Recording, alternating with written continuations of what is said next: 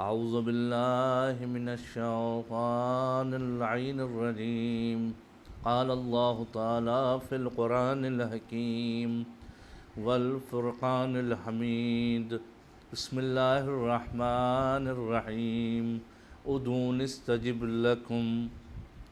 پروردگار اپنے بندوں سے مخاطب ہو کر کے یہ اعلان فرما رہا ہے، مجھے بلاؤ، مجھے پکارو، میں تمہاری آواز پر لبیک کہوں گا، میں تمہاری مدد کروں گا، میں تمہاری حاجتوں کو پورا کروں گا۔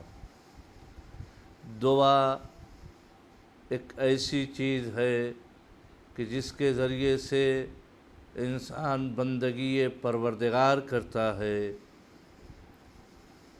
دعا ایک عظیم عبادت ہے۔ دعا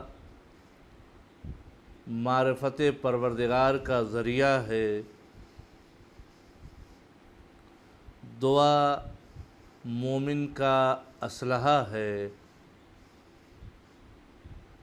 لہذا ہم کو پروردگار کے سامنے سر نیاز خم کر کے اس بار الہ اور اس پروردگار کی خدمت میں دعا کرنی چاہیے۔ دعا کا فائدہ کیا ہے؟ دعا ہم کیوں کریں؟ دعا کی ضرورت کیوں ہے؟ دعا کا اہم ترین فائدہ یہ ہے کہ دعا کے ذریعے سے پروردگار ہماری ضرورتوں کو پورا کرتا ہے۔ ہم اس پروردگار سے چاہتے ہیں، میرے پروردگار ہماری ضرورتوں کو پورا کر، تو وہ پروردگار اس دعا کے بدلے میں ہماری حاجتوں کو پوری کرتا ہے، ہماری تمناؤں کو پوری کرتا ہے۔ دعا انسان میں خدا شناسی کو قوت بخشتی ہے۔ دعا کے ذریعے سے انسان خدا کی معرفت حاصل کرتا ہے، خدا کی توحید پر انسان کو یقین بڑھاتا ہے۔ یہ دعا کرنا، دعا انسان کو سکون عطا کرتا ہے، نفسیاتی سکون اسے ملتا ہے۔ جب وہ ہر طرف سے مایوس ہو جاتا ہے، ہر طرف سے نا امید ہو جاتا ہے، کوئی اس کو سہارا نظر نہیں آتا ہے، تو بس ہر آدمی سے وہ ایک بات کہتا ہوا نظر آتا ہے، بھائی دعاؤں میں یاد رکھیے گا، بھائی دعا کرتے رہیے گا۔ اس کا مطلب یہ ہے کہ اگر کسی کے لیے کسی نے دعا کر دی ہے تو انسان نے اس کے نفسیاتی اس پہلو پر ہاتھ رکھا ہے جس کی اس کو ضرورت تھی، جس کی وہ التجا کر رہا تھا، جس کی وہ آرزو کر رہا تھا۔ دعا توکل، پروردگار سے توکل کو مضبوط کرتی ہے، توکل کو بڑھاتی ہے۔ جو دعا کرتا ہے اس پروردگار کی خدمت میں، میرا معبود میری یہ ضرورتیں ہیں، میری یہ حاجتیں ہیں، میری یہ تمنائیں ہیں، کیوں مانگتا ہے؟ اس لیے کہ پروردگار پر اس کا توکل ہے۔ اگر پروردگار پر اس کا توکل نہ ہوتا تو وہ پروردگار سے نہ مانگتا۔ مانگنا در حقیقت توکل کو بڑھانا ہے، تقویت پہنچانا ہے۔ دعا کے ذریعے سے انسان اپنے نفس کو پاک و پاکیزہ کرتا ہے، اپنے نفس کو برائیوں سے بچاتا ہے۔ کبھی کبھی دعا یہ کرتا ہے، معبود میرے گناہوں کو پاک کر دے، میرے گناہوں کو ختم کر دے۔ یہ در حقیقت تہذیب نفس کا بھی ایک ذریعہ ہے دعا، اخروی اجر قرار پاتا ہے۔ آخرت میں پروردگار اس دعا کے بدلے میں انسان کو اجر دیتا ہے۔ اس اعلیٰ ترین منزلوں اور مقامات تک انسان پہنچ جاتا ہے اسی دعاؤں کے ذریعے سے، جسے عالم عرفان کہتے ہیں، عالم کمالات کہتے ہیں۔ ان منزلوں تک انسان اس دعا کے ذریعے سے پہنچتا ہے۔ دعا انسان کو قیامت یاد دلاتی ہے، دعا انسان کو اچھائی اور برائی میں تمیز پیدا کر دیتی ہے کہ ہمیں کس چیز کے لیے دعا کرنی چاہیے، کس چیز کے لیے دعا نہیں کرنی چاہیے۔ دعا گناہوں کے بخشش کا ذریعہ ہے، انہی دعاؤں کے ذریعے سے انسان کے گناہ بخشے جاتے ہیں۔ دعا ایک عظیم ترین عبادت کا نام ہے، خود دعا کرنا ایک عظیم ترین عبادت قرار پاتا ہے۔ دعا کے ذریعے سے انسان شیطان کے فریب سے، دھوکے سے دور رہتا ہے۔ دعا در حقیقت انسان کو شیطنت سے بچاتی ہے، شیطانی حربے سے دور رکھتی ہے۔ دعا بلاؤں کو دور کرتی ہے، دعا کے ذریعے سے انسان اپنی پریشانیوں کو دور کرتا ہے، اپنی الجھنوں کو دور کرتا ہے، اپنے امراض کو دور کرتا ہے، اپنی پریشانیوں کو دور کرتا ہے۔ اسی لیے پریشان حال کے لیے، رزق میں برکت کے لیے سورہ نمل کی آیت نمبر 62 کہ انسان کو تلاوت کرنی چاہیے۔ امن یجیب المضطر اذا دعاہ ویکشف السوء، اس کے ذریعے سے انسان اپنی پریشانیوں کو دور کرے، اپنی الجھنوں کو دور کرے، رزق میں برکت حاصل کرے اس آیت کے ذریعے سے۔ دعا دو قسم سے دعا انسان کرتا ہے، دو طریقے سے دعا کرتا ہے۔ ایک بعنوان عبادت دعا کرتا ہے، ایک بعنوان سوال دعا کرتا ہے۔ جب بعنوان عبادت دعا کرتا ہے تو اس میں انسان پروردگار کی مدح کرتا ہے، میرے پروردگار تو کتنا عظیم ہے، تو کتنا غفور ہے۔ اپنی جتنا بھی ممکن ہے وہ پروردگار کی مدح و ثنا کرتا ہے، اور اس طریقے سے دعائے عبادت کہلاتی ہے کہ چونکہ اس پروردگار نے حکم دیا تھا، اس حکم کے مطابق اس بندے نے پروردگار سے اپنی باتوں کو بیان کیا۔ دوسری دعا وہ دعا ہوتی ہے جو اپنی ضرورت کی بنیاد پر پروردگار سے انسان بیان کرتا ہے۔ اے میرے پروردگار، میری یہ ضرورتیں ہیں، میرے بچوں کی یہ ضرورتیں ہیں، میرے لیے گھر کی ضرورت ہے، میرے لیے صحت و سلامتی کی ضرورت ہے۔ تو اب ان دونوں دعاؤں میں سے انسان جب اپنے پروردگار سے دعا کرتا ہے تو پروردگار اس کی دونوں دعاؤں کو سنتا ہے۔ لیکن دعا کے لیے قرآن مجید میں دو الفاظ استعمال کیے گئے ہیں۔ ایک جگہ کئی مقامات پر ملتا ہے کہ پروردگار کو انسان جب مخاطب کرتا ہے تو رب کے ذریعے سے خطاب کرتا ہے۔ کہیں کہیں پروردگار کے سامنے انسان جب پروردگار کو بلاتا ہے تو ربنا کے ذریعے سے بلاتا ہے۔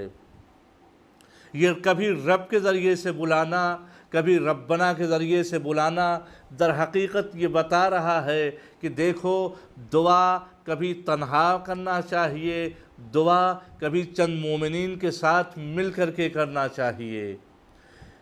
دعا کے کچھ شرائط ہیں، اگر انسان ان شرائط کے ساتھ دعا کرتا ہے تو انسان کی دعا قبول ہو جاتی ہے۔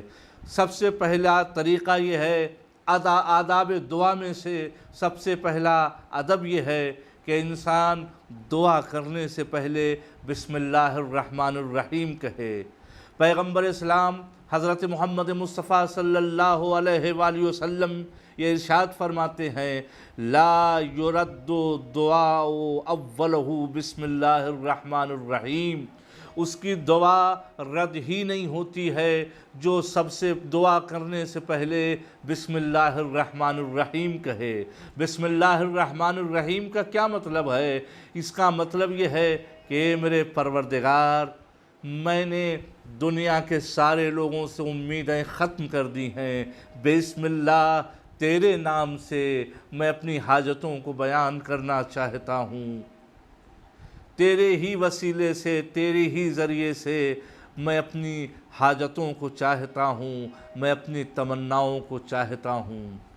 ابھی انسان نے بسم اللہ کہا، اپنی حاجتوں کو بیان نہ کرے۔ اب اس کے بعد دوسرا طریقہ یہ ہے کہ پروردگار کی تمجید و تعریف کرے۔ پھر پیغمبر فرماتے ہیں اِنَّا كُلَّ دُعَاءٍ لَا يَكُونُ قَبْلَهُ تَمْجِيدٌ فَهُوَ أَبْتَرُ۔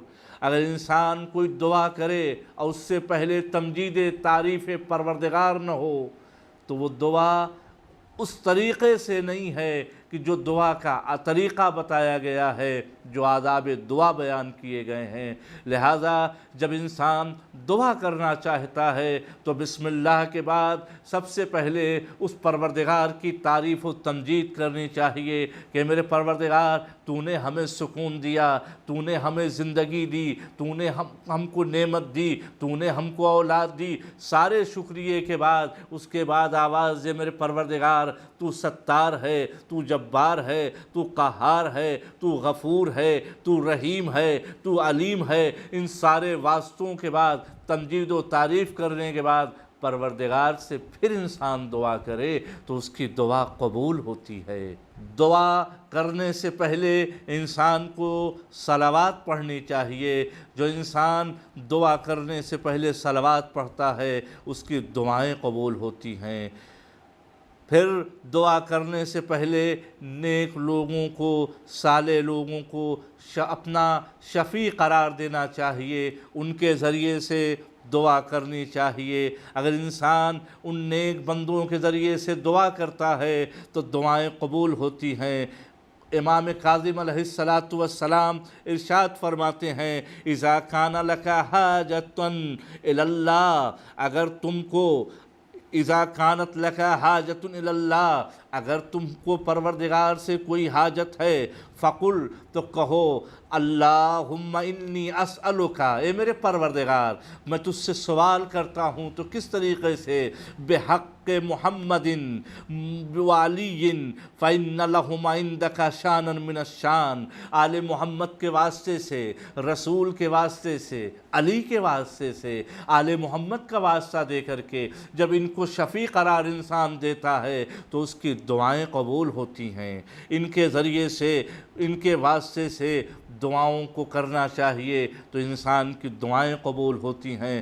گناہوں کا اقرار کرنا چاہیے، اے میرے معبود تو نے ہم کو سب کچھ دیا تھا، اس کے بعد بھی ہم سے گناہ ہوئے ہیں۔ اگر ہم سے گناہ ہو گئے ہیں تو اپنے گناہوں کا اس پروردگار کی خدمت میں اقرار کرنا چاہیے، اے میرے پروردگار اتنا سب کچھ تو نے دیا تھا، اس کے بعد بھی ہم سے گناہ ہوئے ہیں۔ اب جو گناہ ہوئے ہیں، اقرار گناہ کے بعد انسان دعا کرتا ہے تو اس کی دعائیں قبول ہوتی ہیں۔ اور دعا کرنے سے پہلے انسان کو گریہزاری کرنا چاہیے، آنکھوں سے اس کی آنسو جاری ہوں، پتہ یہ چلے کہ یہ ضرورت مند ہے، پتہ یہ چلے یہ حاجت مند ہے۔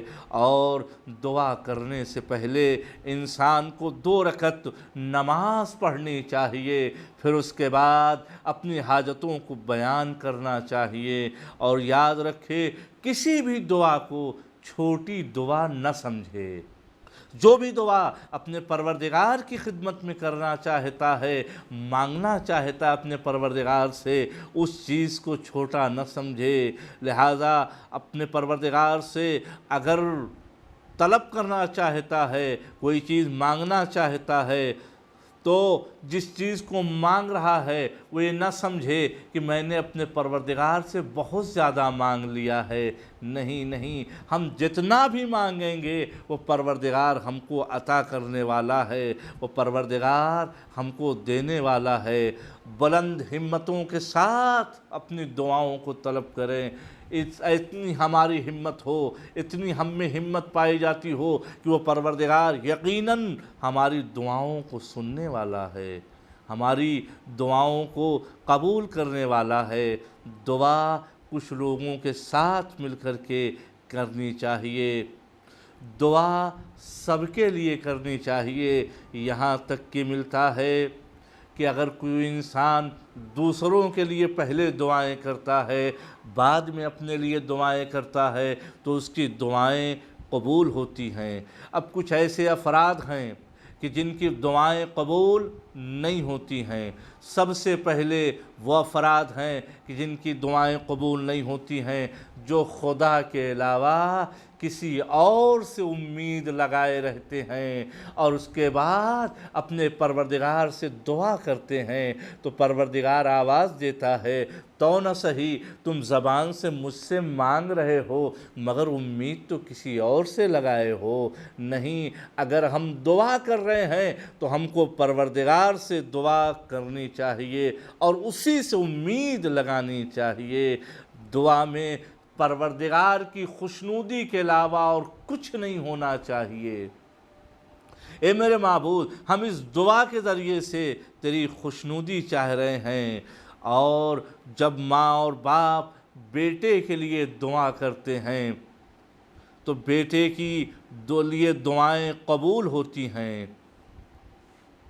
انسان کو اپنے بیٹوں کے لیے دعائیں کرنی چاہیے۔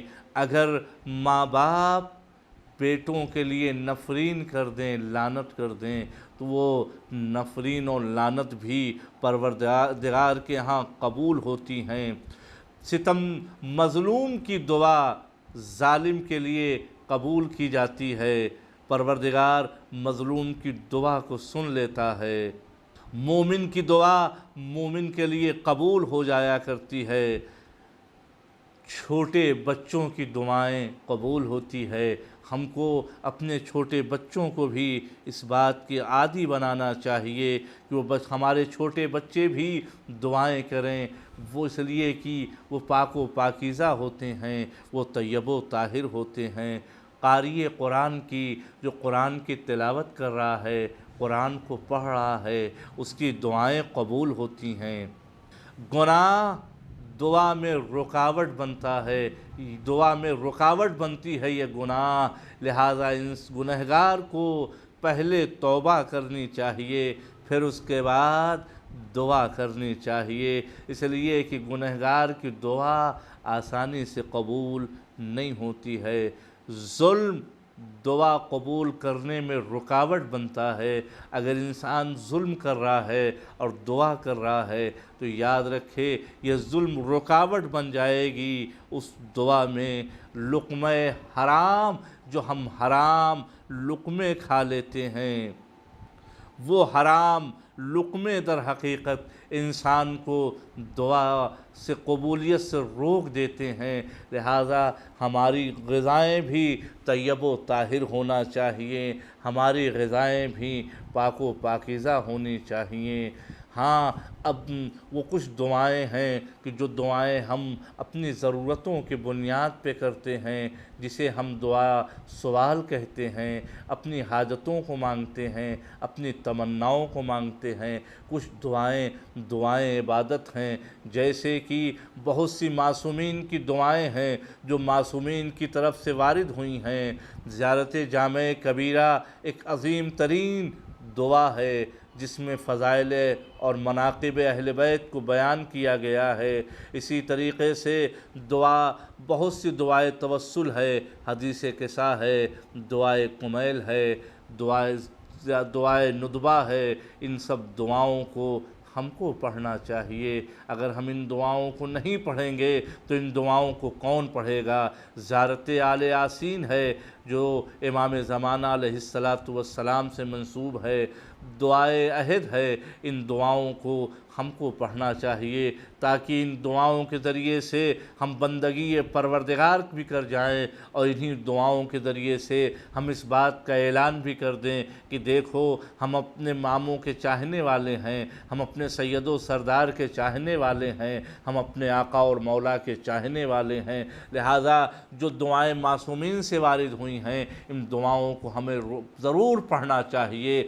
دعائے کمیل کو شب جمعہ میں پڑھنا چاہیے، دعائے ندبہ کو صبح جمعہ میں پڑھنا چاہیے، زیارت جامع کبیرہ کو ہر دن پڑھنا چاہیے، ہر دن اگر نہیں پڑھ سکتا ہے تو شب جمعہ پڑھنا چاہیے، حدیث قصہ بھی ہر دن پڑھنا چاہیے، اگر نہیں پڑھ سکتا ہے تو شب جمعہ میں پڑھنا چاہیے۔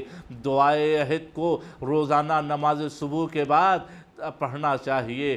در حقیقت یہ دعائے عہد پڑھ کے انسان اس بات کا اعلان کر رہا ہے کہ دیکھو ہم اپنے امام کو بلانے والے ہیں، ہم اپنے امام کو یاد کرنے والے ہیں، ہم اپنے امام کی خدمت میں ہر وقت حاضر ہیں، لہٰذا یہ وہ دعائیں ہیں جو معصومین سے وارد ہوئی ہیں۔ اور خود میں نے جو پہلا جملہ ارشاد فرمایا کہ پروردگار خود کہہ رہا ہے ادعونی استجب لکم، مجھے پکارو، مجھے بلاؤ، میں حاضر ہوں لبیک کہنے کے لیے، میں حاضر ہوں جواب دینے کے لیے۔ لہٰذا کبھی انسان تنہائی میں اپنے پروردگار کو بلائے اور کبھی کبھی کچھ لوگوں کو بلا کر کے اپنے گھر میں، کسی مسجد میں، کسی امام باڑے میں دعاؤں کا انعقاد کرے، تاکہ اس کے ذریعے سے لوگوں میں اس دعاؤں کے ذریعے سے آل محمد کی دعاؤں کا چال چلن بڑھ جائے، لوگوں میں یہ دعا